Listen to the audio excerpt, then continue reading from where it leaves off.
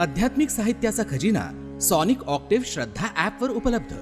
App download लिंकसाठी description पहा। नमस्कार।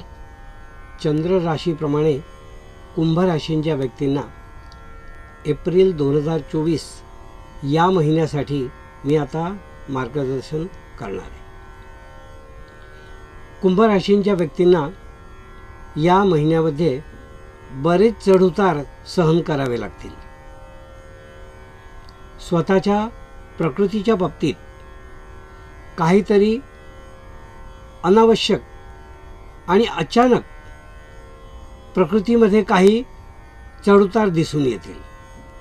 म्हणजे आज प्रकृती चांगली आहे तर उद्या काहीतरी बिघडलेलं आहे, असे 2-3 चढउतार कमीत कमी महिन्याभरात तुम्हाला येतील। तर त्याबद्दल आपण सावधगिरी बाळगावी। ज्यांना पूर्वीपासून शिरोरोग कोणत्याही प्रकारचे असतील त्यांनी सावधगिरी बाळगावी। त्या पूर्वीच्या शिरोरोगापासून काहीतरी पुन्हा जुनं उद्भवणे आणि ते डोकं वर काढणे अशा गोष्टी दिसत आहेत। तर त्याविषयी आपण सतर्क राहावं अशी सूचना मी तुम्हाला या ठिकाणी देतोय।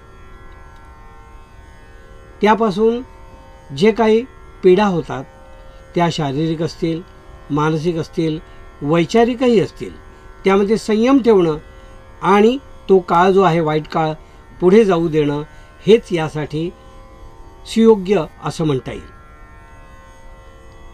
कुंभ राशीच्या व्यक्तींना मी असंही सांगू इच्छितो की या महिन्यामध्ये आपल्याला आपल्या कामापासून उद्योगापासून फायदा योग्य तो दिसत आहे। ट्रेडिंग करणाऱ्या व्यक्तीने मोठी रिस्क घेऊ नये। अचानक धनलाभाची अपेक्षा ठेवू पण नये। जे लोक नोकरी करतायत किंवा नोकरदार वर्ग जो आहे त्यांना ह्या महिन्यामध्ये मागच्या पानावरून पुढचं पान उलटणे असाच त्यांनी आपला विचार ठेवायला हवा। काहीतरी रिस्क घेणे किंवा नवं काहीतरी करून बघणे असे प्रयोग करणे असं या महिन्यात कृपया करू नये, कारण त्यांना तोंडघशी पडावं लागेल। आहे ती नोकरी जशी आहे तशी चालू ठेवणे एवढाच एक सोपा मार्ग त्यांनी अवलंबावा। धंद्यामध्ये जे लोक आहेत त्यांना जे चढउतार आहेत ते चढउतार सहन करण्याची त्यांनी तयारी ठेवावी, कारण काही अचानक बसलेले फटके जे आहेत ते आपल्याला थोडेसे मागे नेऊ शकतात, मागच्या पानावर नेऊ शकतात। म्हणून असे फटके बसूच नाहीत यासाठी आपण योग्य ती काळजी घ्यावी आणि कुठलाही निर्णय पुढचा विचार केल्याशिवाय घेऊ नये। सध्या विचार आणि पुढचा विचार दोन्ही असले पाहिजेत। चालू काळातील वर्तमान विचार आणि पुढचा विचार, तर पुढचा विचार हा या काळात घेणं अतिशय महत्त्वाचं आहे। तो विचार त्यांनी करावा आणि आपल्या उद्योगधंद्यामध्ये नवीन इन्व्हेस्टमेंट किंवा नवीन उडी किंवा नवीन बदल असा करायला हरकत नाही।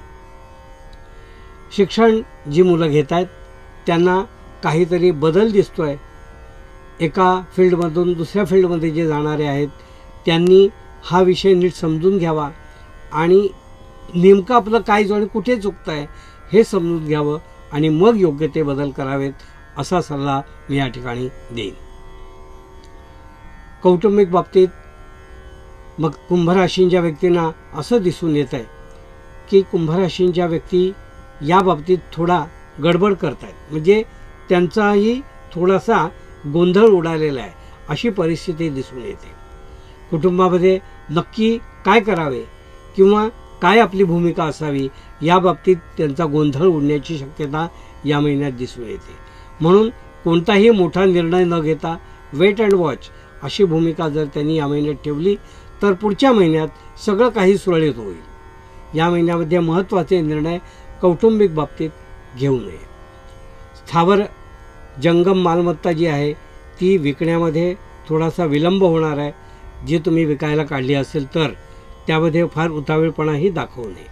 त्या गोष्टी सगळ्या होतील पण 1-2 महिने त्याला लेट होईल, एवढंच मला या ठिकाणी सांगायचं आहे। जमिनीचे व्यवहार, शेती विक्रीचे व्यवहार, स्थावर मालमत्तेचे विक्रीचे व्यवहार जे आहे त्याच्यामध्ये आता थोडं नुकसान होईल। त्यामुळे त्याही गोष्टी थोड्या विलंबाने तुम्ही कराव्यात. प्रॉपर्टी घ्यायची असेल ज्यांना, त्यांना मात्र चांगली संधी आहे.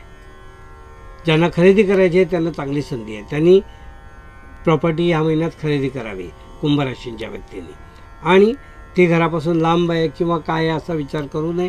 पुढे त्याचा निश्चित त्यांना फायदा होईल. उत्पन्न या महिन्यात योग्य असंच राहणार आहे. त्यामध्ये काही कमी पण नसणार आहे किंवा खूप काही अचानक लाभ होणार आहे असंही दिसून येत नाही. पण या गोष्टी आपल्याला आवश्यकतेनुसारच कराव्या, मोठ्या उडी मारू नयेत असंच मी सल्ला या ठिकाणी तुम्हाला देईन. आणि कुंभ राशींच्या व्यक्तींनी दररोज ओम नमः शिवाय या महिन्याचा 108 वेळा किमान स्नान केल्यानंतर जप करावा हा महिनाभर, असा सल्ला मी या ठिकाणी त्यांना देईन. हे होतं कुंभ राशींच्या व्यक्तींना मार्गदर्शन.